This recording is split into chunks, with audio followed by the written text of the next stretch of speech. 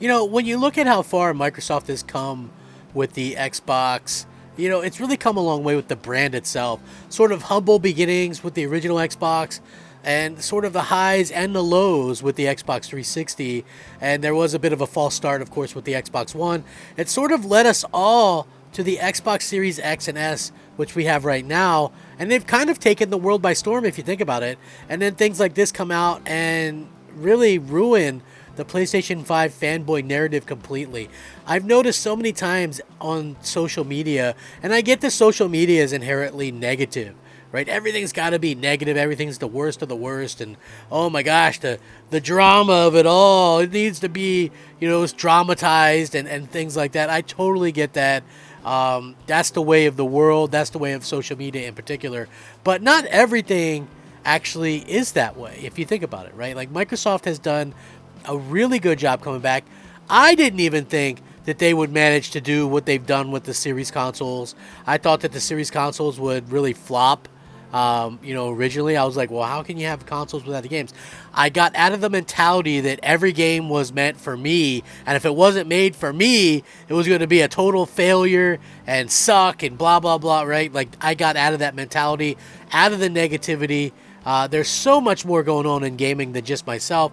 There is stuff for myself as well, but everybody else too. So, like, even though they didn't technically have a AAA first-party exclusive for 2 years, which is true, Game Pass still grew. So why is that? People still find value in the other games, the multiplass, the smaller games. We're all different, and I think that's the thing that's kind of shining through with Microsoft lately, right? They realized that, hey, everybody's different. We do all these wonderful things. We have games for everybody. I think they're trying to build up games for people that are maybe not hardcore gamers as well, which there's a place for them. There's a place for the hardcore. There's a place for everybody in between. And that's the good thing about Microsoft and Xbox and the brand right now. With this announcement, I feel like, or kind of a leak, I guess, but I still feel like Microsoft is on the right track, and it is proving a lot of Sony fanboys wrong, because so many people just want to stick a nail in the coffin of Xbox, not understanding the full ramifications of that. You do not want one singular company dictating every single thing. Trust me, that's not the way you want things to work, right? Imagine a world where one company was just totally in charge of everything.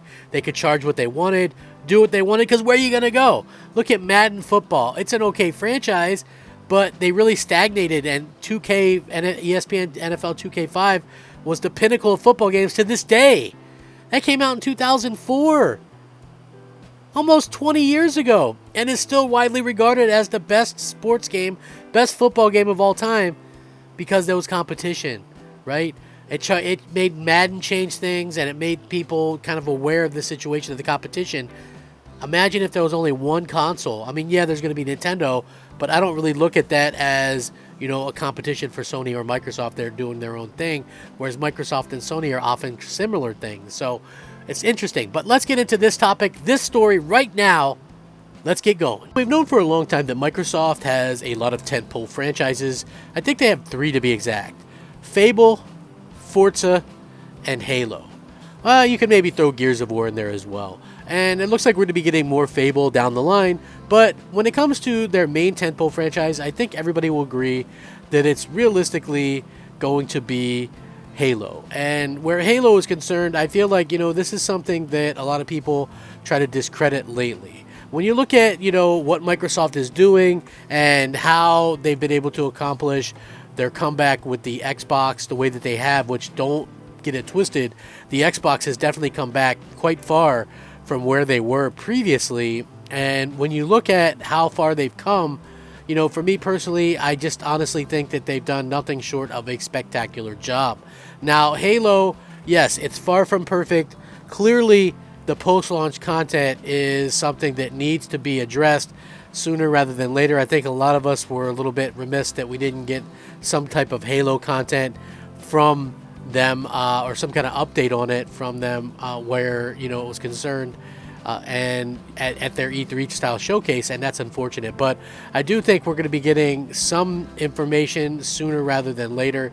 And listen, that's an exciting prospect, right? Like, I'm just being honest. That's an exciting prospect to think that Microsoft is going to be able to update what they're doing, and they're going to be able to bring some amazing pieces of announcements and content to the forefront. But this piece of leak content really should get people kind of excited anyway, because this, as I've been saying for a while now, realistically solves their content problem once Forge is out there. So now Forge has some leaked gameplay. Everyone knows that Halo must have a dedicated Forge mode with near endless customization at your fingertips. We've long been able to create our own custom Halo experiences using the editing tools made available to us by the developer.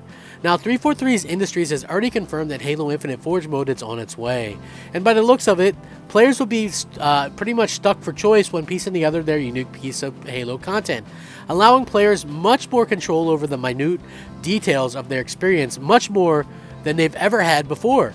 The weapon combining glitch is back from Halo 5 and in Halo Infinite Forge as a feature, and this time it's scriptable. A video on Halo Infinite's Forge has emerged online explaining the weapon feature and allows you to create new weapon abilities. So according to this, leaked Halo Infinite Forge gameplay explains the weapon combining feature that allows you to create new weapon abilities. Halo Infinite, like I said, this is going to be a game changer for them. They show some gameplay as well. There's some gun combinations that you can create, so creating your own guns. Footage actually showed us various combination of weapons. Some were BR plus Skewer, Plasma, Pistol plus Disruptor, Heatwave plus Hydra, and a prototype gravity gun that was made from Halo Infinite's Forge script, and that can be used to pick up the objects that can be used to put down. Halo Infinite Forge mode will release with Season 3 sometime in 2022, and given that Season 2 started in May, it's likely Season 3 will kick off in late summer, possibly around August, maybe a little bit later than that actually. Little is known about the Halo Infinite Forge mode, with 343 remaining tight-lipped on the features that it will include, but 343 has already greatly expanded the Forge capabilities of the games, boosting the mode in the Halo Master Chief Collection since launch. So some of these features may well carry over into a new-gen experience. If you're unfamiliar with the Forge mode, Forge is basically a game mode initially released in Halo 3 designed to allow players to customize, save, and share maps for custom games. Also, they put some of the best ones in rotation, so that's something that people should actually have a look at as well, because like I said, it really solves a huge problem, being in that they actually, mainly, to be frank, it allows people to create custom maps, and they can put the best ones in rotation, and I think that's going to be a really cool thing to be able to see that happen, and to be able to see the best ones. That's the way it's been as far as I can remember, and that's an exciting aspect going forward as well. So I feel like if they can get this out and it's successful, we might see Halo make a huge comeback, and I think that's exactly what most of us are kind of looking forward to. We want to see Halo be the tentpole that it once was. Now, will it ever be the same game that would draw 1 million plus on a Wednesday night on Xbox 360? No, I mean, that's probably not going to happen, but seeing it, just be popular, be a perennial top 10, even top 5 game played on Xbox, I think is something that absolutely can happen. And I think once that happens, we'll see a flock of people just go back into the game and just absolutely love what's going on. So yeah, I think that's going to be interesting to see what happens long term. But yeah, that's nice to see, isn't it? I think that it's going to be fantastic to see what happens in the future with this. Is it going to, quote-unquote, save Halo? Like I said, I'm of the mind that Halo doesn't need saving. There were some other leaks recently that came out, kind of maybe pointed to maybe there not being content in terms of DLC for the campaign until 2024, which would be, to be honest with you, would be absolutely crazy in my opinion.